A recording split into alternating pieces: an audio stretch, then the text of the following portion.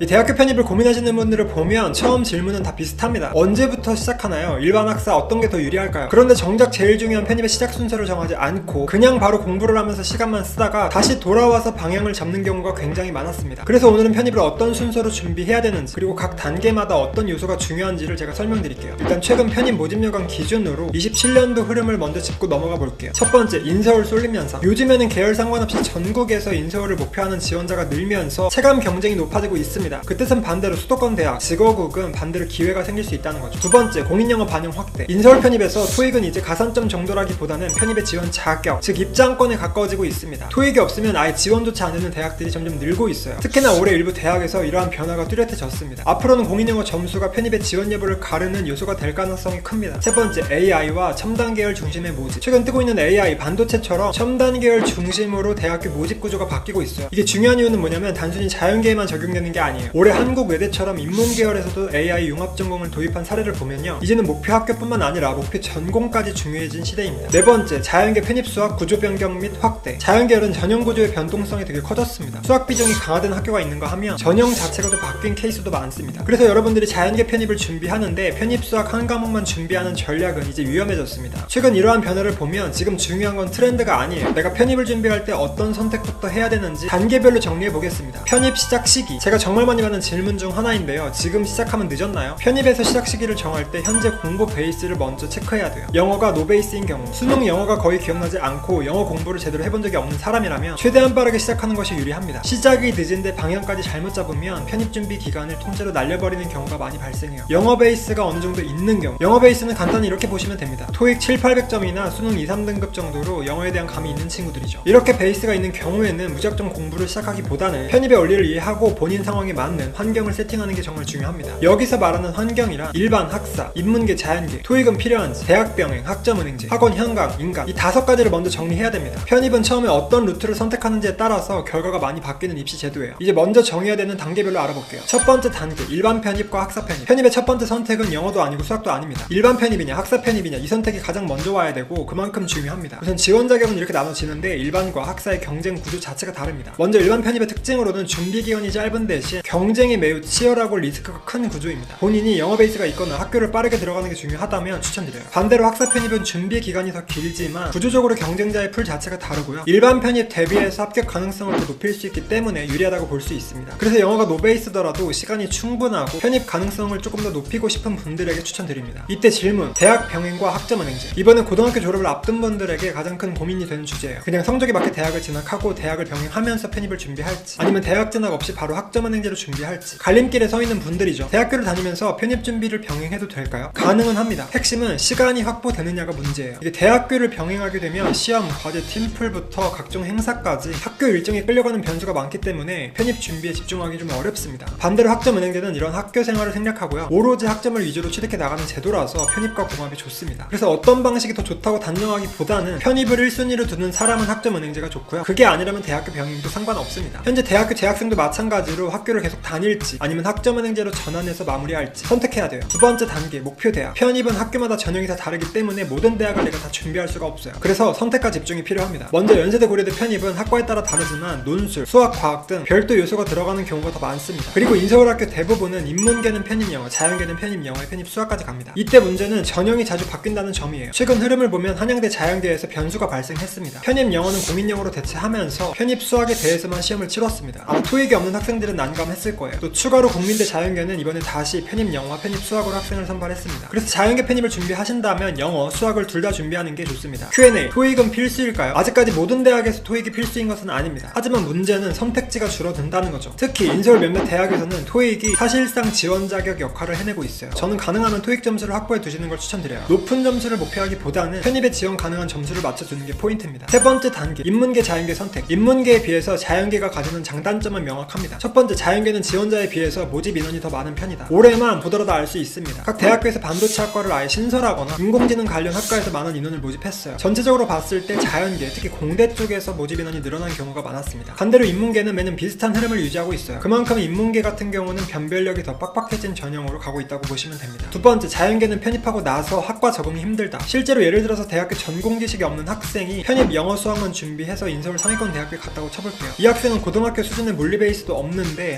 학교에서 역학을 배워야 됩니다. 수업 자체를 이해하는 것도 어렵고 학과 적응 자체가 힘들어지는 거죠. 그래서 중도에 휴학을 하거나 다시 재편입을 고려하는 학생들이 꽤 많습니다. 본인이 전공 지식이 부족하다면 편입을 합격하자마자 바로 선행학습을 하는 것도 추천드려요. 그래서 자연계 편입을 준비한다면 단지 취업 잘 되는 학과가 아니라 내가 따라갈 수 있는 학과인지를 체크해보는 게 중요해요. 네 번째 단계, 영어 공부 방식. 이번 단계는 앞 단계들이 어느 정도 정리가 된 상태에서 고르셔야 돼요. 영어 공부 방식은 크게 두 가지로 나눠집니다. 먼저 학원 현강. 제 경험상 자기관리가 약한 분들은 학원 현강을 다니면서 유지하는 게 도움이 됩니다. 정해진 일정 안에서 수업을 듣고 하루 스케줄을 따라가기 때문에 혼자 공부하는 게 어렵다면 알맞은 방식이죠. 다만 이때 고려해야 될 게 있습니다. 거주지가 편입학원이 몰려있는 서울인지, 그리고 편입학원에 갈 때 이동시간이 1시간 반이 넘는지, 이러한 부분들을 알아보셔야 됩니다. 이러한 상태에서 대형 학원과 중소형 학원의 장단점을 명확히 파악하고요, 내 상황에서 가장 맞는 것으로 선택해야 효율적입니다. 반대로 인강의 경우에는 비교적으로 비용 부담이 적고요, 시간 활용이 자유롭다는 장점이 있습니다. 다만 그만큼 자기관리 능력이 반드시 필요합니다. 이미 본인의 루트가 어느 정도 정리가 돼 있고 어떤 방향으로 공부하는 게 맞는지 명확한 분들에게 잘 맞는 방식이죠. 결국에 선택 기준은 하나예요. 내가 혼자 스스로도 꾸준히 할 수 있는지. 그게 어려우면 학원이라는 시스템 안에서 공부하는 게 훨씬 좋습니다. Q&A, 영어 베이스가 없는데 가능할까요? 가능합니다. 다만 조건이 붙습니다. 목표 학교 레벨, 인문계인지 자연계인지, 일반인이 학사냐에 따라서 난이도가 완전히 달라져요. 편입에서 울피를 당하는 이유가 무엇일까요? 내 점수가 낮은 상태에서 상위권 학교만 지원하기 때문입니다. 실력은 모자란데 눈은 높은 거예요. 그래서 노베이스 분들은 더 빠르게 공부를 시작하셔야 되고요, 결과적으로 다른 학생들보다 더 많은 시간을 편입 준비에 쏟는 게 현실적인 전략입니다. 마지막 결론. 그리고 여러분들이 편입을 알아보면서 상담을 받을 때 막연하게 편입 가능성을 묻기보다는 먼저 5가지를 정리하고 가셔야 돼요. 목표 대학, 현재 공부 베이스, 일주일에 공부 가능한 시간, 편입 준비 기간, 거주지, 이렇게만 정리되면 상담이 훨씬 명확해집니다. 결과적으로 편입은 어떻게 방향을 설정하는지에 따라서 합격 가능성이 완전히 달라지는 구조예요.